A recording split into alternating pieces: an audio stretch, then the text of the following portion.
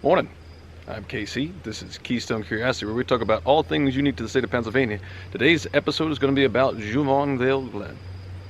Welcome to Keystone Curiosity, where we explore the life, land, and culture of my beloved home state.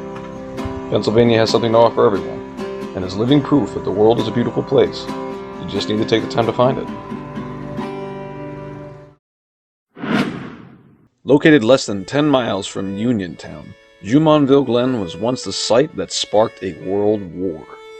In the early 1700s, both France and Britain had been busy expanding and solidifying their land claims on the North American continent. A large priority of their efforts was focused on the fur trade, in which both nations set up trade networks with the local natives to acquire pelts and sell them back in Europe. This would see the French building a series of forts that stretched from Lake Erie down to the Allegheny River. These forts would not go unnoticed by the British colonists, specifically the Royal Governor of Virginia, Robert Dinwiddie, who would dispatch a young militia officer by the name of George Washington. Washington was to take summons to the French, politely informing them that they were encroaching into Ohio country, which was officially British territory, and politely ask them to leave. He would arrive at Fort Le Boeuf on December 11, 1753, and deliver the summons to the French commander, who politely listened before responding that the Ohio and Allegheny rivers were tributaries of the Mississippi, and therefore a part of New France.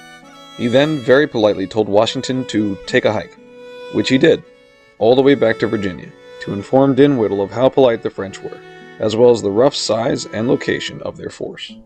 The governor organized a group of settlers to establish a fort of their own, at a location where the Monongahela and Allegheny rivers meet and become the Ohio, the site that would later become Pittsburgh. They would arrive in February of 1754 and begin construction of Fort Prince George, named for the Crown Prince of England, George III, who, well, he's going to be important later.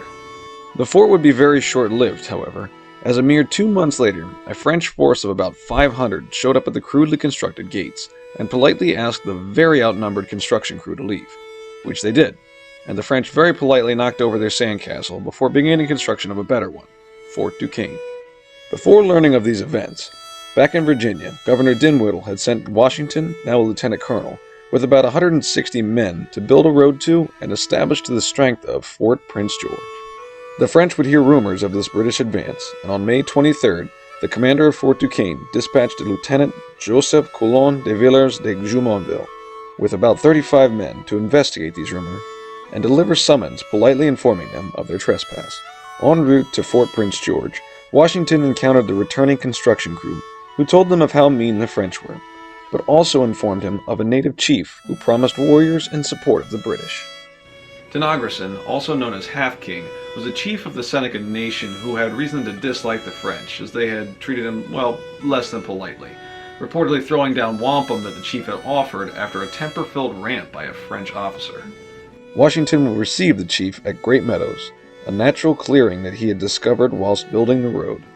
At this meeting, Tenagrisson told Washington that he knew the number and location of the French, and he promised the support of himself and 12 of his warriors. Washington selected 40 men, and with the natives as guide, they headed out to confront the French and learn of their intentions. On the morning of May 28th, Washington and his men would find the French encamped here at a ravine just below this rocky outcropping. They approached and took up positions surrounding the French. The exact proceedings of the next few minutes is still debated. It's not known whether a French sentry was alerted by their presence and reacted, or whether Washington gave the command. But what is known is that a shot rings out. The French would scramble for their guns, and for the next 15 minutes the crackle of muskets would disturb the peace of the Pennsylvania dawn. Outnumbered, outpositioned, and caught by surprise, the French attempted to flee, but ended up running directly into Tenagrisson and his warriors. With no retreat available, the survivors laid down their arms and surrendered. In the short battle, the Virginians would only lose one man, and would capture more than 20 POWs, leaving 13 bodies on the ground, one of which was the French commander, Jumonville. Only one man out of the French party would end up escaping capture and return to Fort Duquesne. The specific death of Jumonville would be the source of much debate and outrage. Washington's account states that he was killed in action, but others claim it was while he tried to read the French summons after the fighting. Some claimed his death was at the hands of Tenagrisson, who approached, first asking him something in French, then taking his tomahawk and splitting his skull. Regardless, Washington understood that the French weren't likely to sit idle and returned to Great Meadows to build a fort of necessity, the events of which I will be covering in a later episode. Across the Atlantic, both France and Britain would blame the other for firing the first shot that is still widely regarded as the initial start of the French-Indian War. This war would escalate into a global conflict, as the 7 Years' War would spread to 5 continents and the seas from the Caribbean to the Pacific. Today, Jumonville Glen, which was named in honor of the French commander, is preserved and maintained by the National Park Service as a unit of Fort Necessity National Battlefield. The park sports a small parking lot with about a half-mile paved trail to the site itself. Placards along this way tell the story of that fateful morning.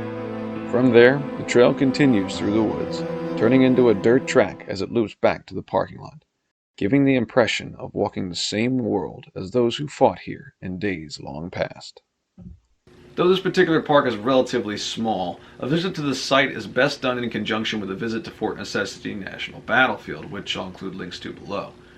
With both of these sites sitting at just over an hour and a half from either Pittsburgh or Bedford, this is an easy day trip for anybody in the western half of the state, though there are a lot of options as far as campgrounds and local inns if you're looking to make this more of a weekend trip. That's going to wrap it up for today's episode. Thank you guys so much for watching. As per the usual, if you have any suggestions of where you'd like to see me go next, feel free to leave them in the comments below. But in the meantime, hit that like and subscribe so that you can receive notifications about anything else near Jumonville Glen or all across the state of Pennsylvania itself. In the meantime, you'll have a good one.